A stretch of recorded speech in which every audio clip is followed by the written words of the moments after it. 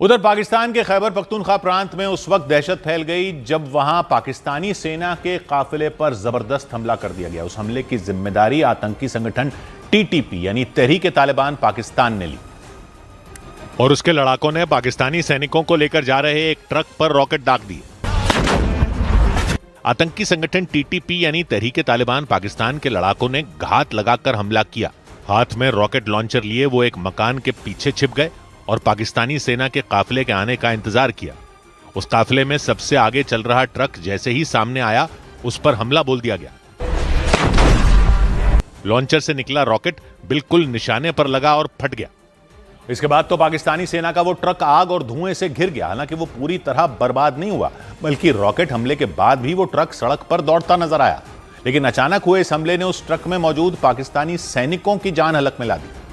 पाकिस्तानी सेना के ट्रक को उस वक्त निशाना बनाया गया जब वो खैबर पख्तूनख्वा प्रांत के बन्नू जिले से गुजर रहा था। आतंकी संगठन टीटीपी ने इस हमले की जिम्मेदारी ली और इसका वीडियो जारी कर पाकिस्तान की सरकार और सेना को चुनौती दे डाली। उस रॉकेट हमले में पाकिस्तान के 5 सैनिकों के बुरी तरह घायल होने की खबर आई। इधर पाकिस्तानी फौज को अमेरिका से मदद मिली तो बलोच नेता भड़क गए। उन्होंने अमेरिकी राष्ट्रपति डोनाल्ड ट्रंप पर गुस्सा निकाला। अमेरिका ने पाकिस्तान को F-16 लड़ाकू विमानों के लिए 68 करोड़ डॉलर यानी भारतीय रुपयों में करीब 6000 करोड़ रुपए की सैन्य मदद देने की मंजूरी दी थी और अमेरिका के इसी फैसले पर बलोच नेताओं ने भारी नाराजगी जताई। उन्होंने डोनाल्ड ट्रंप को एक चिट्ठी लिखी और उनसे अपील की कि वो पाकिस्तान को दी जा रही सैन्य मदद को तुरंत रोक दें। बलोच नेताओं ने अंदेशा जताया कि पाकिस्तान अमेरिका से मिले इन पैसों और हथियारों का इस्तेमाल बलोच समुदाय के लोगों पर हमला करने के लिए करेगा। यही नहीं, बलोच नेताओं ने चिट्ठी में इस बात का भी जिक्र किया कि बलूचिस्तान में हुए कई हमलों में अमेरिकी हथियारों का इस्तेमाल किया गया था। और इसके साथ ही बलोच नेताओं ने अमेरिका को पाकिस्तान के उस धोखे की भी याद दिलाई जो उसने ओसामा बिन लादेन के वक्त दिया था। और चिट्ठी में खास तौर पर उसका जिक्र किया गया कि पाकिस्तान ने बार बार अमेरिका को धोखा दिया। उसने ओसामा बिन लादेन को अपने घर में ही छिपा कर रखा था। साथ ही कई दूसरे आतंकियों को भी उसी ने पाला। इन बातों के साथ बलोच नेताओं ने डोनाल्ड ट्रंप से अपील की कि वो पाकिस्तान पर जरा भी भरोसा न करें, क्योंकि वो अमेरिका से ही मिले F-16 लड़ाकू विमानों का इस्तेमाल अमेरिका और इजराइल के खिलाफ भी कर सकता है। दावा किया गया कि पाकिस्तान ईरान और तुर्की के साथ मिलकर अपने एजेंडे पर लगा हुआ है। और इन दावों के साथ बलोच नेताओं ने अमेरिका से अपील की कि वो पाकिस्तान के पुराने रिकॉर्ड की समीक्षा कर उसके लिए नई नीति बनाए, ताकि पाकिस्तान अमेरिका से मिली मदद का इस्तेमाल बलूचिस्तान के लोगों पर जुल्म ढाने के लिए न कर सके।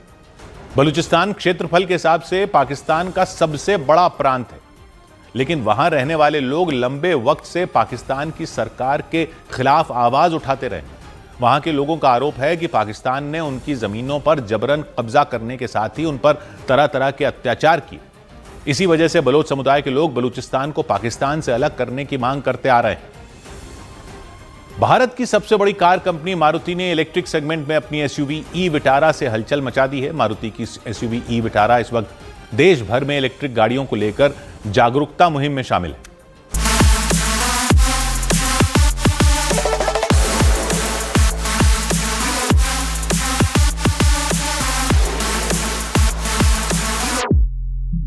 जब पहले दिन हमने दिल्ली से देहरादून की यात्रा शुरू की तो बहुत एंग्जाइटी थी कि ई विटारा को लेके, ई व्हीकल को लेके हम निकले, इतनी लंबे सफर पे चल पाएंगे कि नहीं चल पाएंगे। मारुति सुजुकी का नेटवर्क इतना बढ़िया है कि हर जगह हमको चार्जिंग फैसिलिटी मिलती गई। फिर हम साहब देहरादून से चंडीगढ़ गए। जब चंडीगढ़ से हम बड़े धर्मशाला की ओर तो पहाड़ी रास्ता शुरू हुआ, तो पहाड़ी रास्ते पे देखा कि हिल असिस्ट काम करता है। फिर धर्मशाला से हम आपको लेके आए जम्मू की तरफ, तो सारी डाउनहिल राइड थी। तो डाउनहिल राइड पे हमें पता लगा कि जब आप ब्रेक लगाते हैं तो एक्चुअली आपकी बैटरी की लाइफ बढ़ जाती है, किलोमीटर्स बढ़ जाते हैं, तो चार्जिंग हो जाती है। फिर जम्मू से हमने श्रीनगर की यात्रा की, आखिरी पड़ाव था श्रीनगर हमारा। तो हमने डिस्कवर किया कि एडवांस थर्मल मैनेजमेंट सिस्टम जो है बहुत ही इंटेलिजेंट है इस गाड़ी का।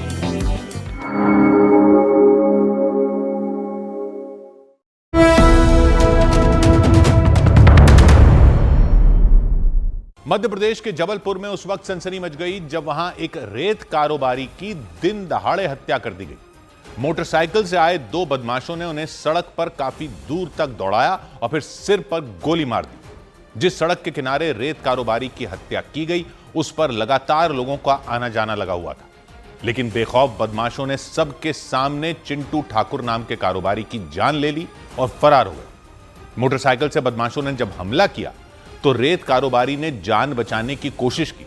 उन्होंने भागना शुरू कर दिया, लेकिन जब उन्हें लगा कि पिस्तौल लिए आरोपी पीछा नहीं छोड़ेंगे, तो वो एक मकान के पास रुक गए। इतने में वो दोनों बदमाश भी वहां पहुंच गए। कारोबारी ने एक आरोपी का हाथ पकड़ने की कोशिश की, लेकिन उसने उन्हें जमीन पर पटक दिया और इसके बाद दोनों बदमाशों ने रेत कारोबारी चिंटू ठाकुर को घेर लिया। इस दौरान कारोबारी ने हाथ पैर चलाना जारी रखा ताकि किसी भी तरह अपनी जान वो बचा सकें।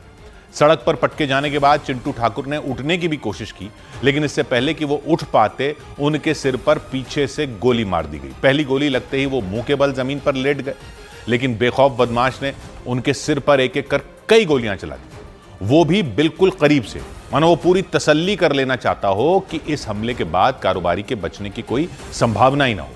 हुआ भी वही, क्योंकि सिर में कई गोलियां मारे जाने के बाद रेत कारोबारी ने वहीं दम तोड़ दिया।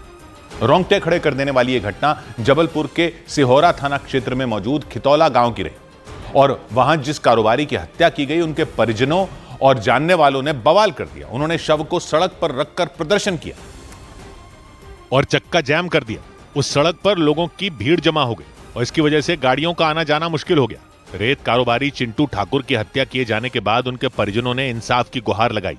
कारोबारी के भाई राहुल ने आरोप लगाया कि अस्सू विश्वकर्मा नाम के व्यक्ति के इशारे पर उनके भाई की जान ली गई। पुरानी रंजिश चलती थी अस्सू विश्वकर्मा और इनकी, जब इन दोनों ने अस्सू ने इनको 2-3 बार धमकी भी दी है मारने की। राहुल ने बताया कि कई साल पहले उनके भाई चिंटू और अस्सू विश्वकर्मा एक साथ रेत का कारोबार करते थे, लेकिन बाद में किसी बात को लेकर उनके बीच झगड़ा हो गया था। बताया गया कि इसके बाद अस्सू विश्वकर्मा ने चिंटू ठाकुर को गोली मार दी थी, लेकिन तब उनकी जान बच गई थी।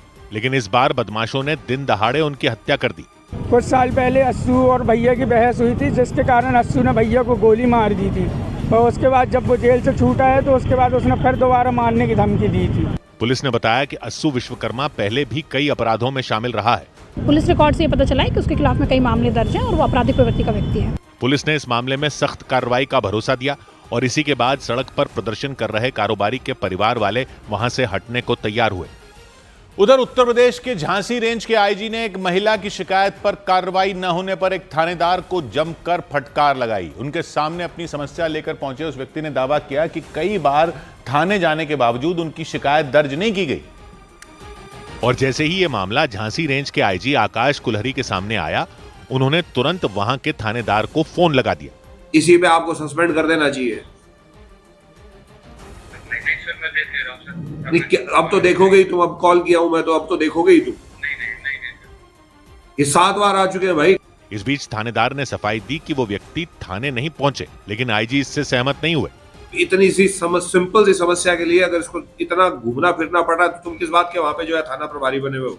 नहीं सर, मेरे सामने नहीं आई सर। ये आप गए थे थाने पे? आईजी ने थानेदार से पूछ लिया कि ये कैसे हो सकता है कि पीड़ित 100 किलोमीटर दूर उनके दफ्तर आ गया, लेकिन अपने घर के नजदीक थाने नहीं गया। और जानकारी के मुताबिक उस व्यक्ति का जमीन को लेकर किसी के साथ झगड़ा हुआ था और वो इसी मामले की शिकायत दर्ज करवाना चाहते थे, लेकिन आरोप लगाया गया कि थाने में कोई भी उनकी बात सुनने के लिए तैयार नहीं हुआ। इसके बाद आईजी ने थानेदार को आदेश दिया कि वो तुरंत जाकर मामले की जांच करें। अब तो ये मेरे तो संज्ञान में आ गया है। अब ये चाहे तुम्हारे पास आए या ना आए, अब तुम इनके पास जाओगे, ठीक है?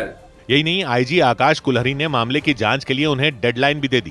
तो अब तुम ही 5 किलोमीटर चलोगे, ठीक है? और ये मेरे को परसों तक जो है रिपोर्ट तुम मेरे को फोन करके बताओगे कि सर ये समस्या का समाधान हो गया है, और अगर नहीं हुआ तो क्या कारण है जिससे समस्या का समाधान नहीं हो रहा है। अधिकारी से सख्त आदेश मिलते ही थानेदार ने पीड़ित को इंसाफ दिलवाने का भरोसा दिया।